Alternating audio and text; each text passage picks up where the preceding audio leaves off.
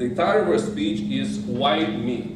As you know, Valerie is a former president of our club, did a lot of good stuff for our club, organized, put the effort. She always reminding us to do things and create a lot of structure, including roles that didn't existed, right? So now we have the joke master, we have the CL master, but at the end of the day, I think, I've seen the club before Valerie, and the club after Valerie was a huge difference. Right, so she's definitely a caring person. If you guys had the opportunity to talk to her, you saw that. If you didn't, please reach out to her because she's an awesome person. So let's please welcome Valerie Major.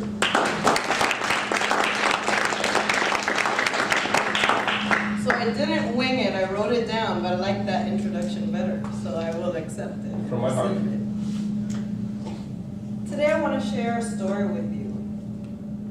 A Friday a few weeks ago, I was heading in early to work, and to treat myself, to spoil myself, I decided to go to Panera Bread and get my favorite breakfast bagel, which is the egg, cheese, and bacon on Asiago bagel, for all y'all who might want to show up at my office with it and a coffee.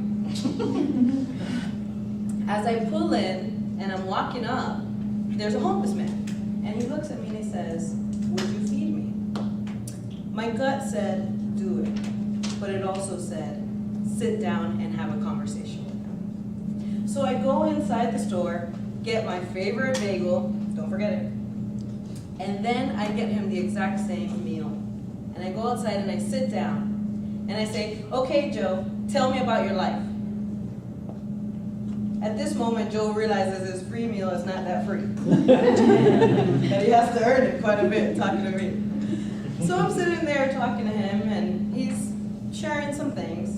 As I lovingly inquire about his life, he starts to open up. And he ends up sharing two very severe life changes in his life that would make anybody look up and cry, "Why me?" He had a wife, a couple kids, a house, a boat, everything on the outside looked like a good life. In 1996, his daughter died on the operating table when she was getting open heart surgery. How do you recover from that? Another event in his life, his 15-year-old brother committed suicide. And being the man of the house, he's the one that had to cut him down from the noose he was hanging from. Yes, these are extreme cases of what would lead us into a victim mentality. But how many times do we ask, why me? Why did this happen to me?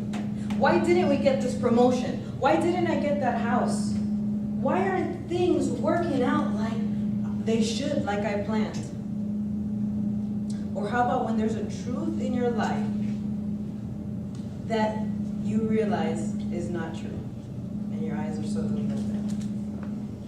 So what I want to do today is open your eyes to the why me's in your life so that you can spot them, eradicate them, and live life in victory. There are many attributes to having why me's, but two of the most imperative that I would like to drive today is self-handicapping and living a selfish life. So the first one, self-handicapping. My sister, Vanessa Major, has a dual master's in psychology, and she runs the program for the Susan B. Anthony Recovery Center. And she says you could describe self-handicapping in the one question when you ask yourself, am I capable? And if there is the slightest doubt, then that makes us fall back and not live to our potential. So,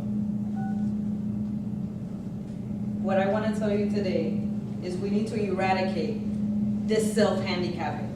These things that put a ceiling on our destiny. How do you combat self-handicapping? Well, to give you a really good example of self-handicapping, if it's not jogging your mind, something that when I was a student, this happened to me all the time, but basically you have a test coming up, and you're like, I don't really feel like studying, I don't know, I'm gonna be lazy about it. So what happens? When you get the test back and it's an A, you're like, oh man, I'm so smart, I didn't even study and I got an A. When you get the test back and you failed, You say, oh, I just didn't study enough. With self-handicapping, you release yourself of the blame and blame others outside of you. And as mentioned, that keeps you from your destiny. So how do you combat this? Conduct a self-assessment. Where are you making excuses? Where are you leaning on procrastination, which is undercover fear? Where are you waiting for that perfect outside circumstance so that you could take a step into your future? The second point is living a selfish life. When you live inwardly, all your focus is on you. The spotlight is on you. This is a dangerous situation because when you're only searching for your gain and your pleasure, then your worth is what you are compared to the success of others around you. And then that little evil voice pops in your head and says you're not good enough. I told you about conducting self-assessment, looking at yourself. Is that the same as focusing on yourself? Well, it's very good for us to look, change, improve, and grow, feed ourselves good food, books, seminars. But we cannot live a life that is just about us. So, how do you combat this? You live a life outside of you, always looking for opportunities on how to bless somebody else. As Alex said, connect, eye contact, say hello.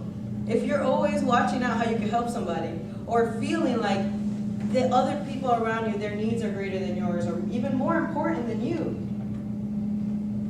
that's how you combat that. So Joe looks at me as we're chatting, and he says, "You're an angel." Sometimes it's hard to receive compliments, right? But we should receive them. But how would your life look like if you get praise and such high esteem on a daily basis? So to recap, in order to combat the why me's in your life, eradicate them and get rid of them, is to remove the self-handicapping that we all do out of fear and so forth. Become pliable in order to be molded into what we're supposed to be. We allow this to keep us from what we were made to do. And the second thing is live outside of yourself. When you live outside of yourself, you even can realize when you're starting to feel like a victim. Because you see such a great need around you, you're able to look and see how gifted you really are. You're not a victim, you're a victor. And victors never say, why me? So, how did the story with Joe end? Now, I personally know, in my experience, that there's no self-help book, kind words, hug, that could heal such deep-seated wounds, like losing a child on the operating table or holding your lifeless brother.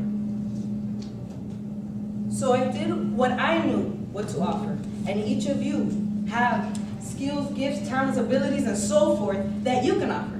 But what I knew at that moment was I was going to turn it over to God, the creator of all things, and Joe, who could come into him and heal that. So what did I do? I put my hands on his shoulders, and I said, God, I ask you to heal and restore Joe. And if Joe would have you, I ask you to come into his life, make him a new person, and give him a new life. And Joe looked at me, hugged me, and in awe said, no one has ever done that for me before. So now Joe doesn't have to ask, why me? Now he can say, why not me?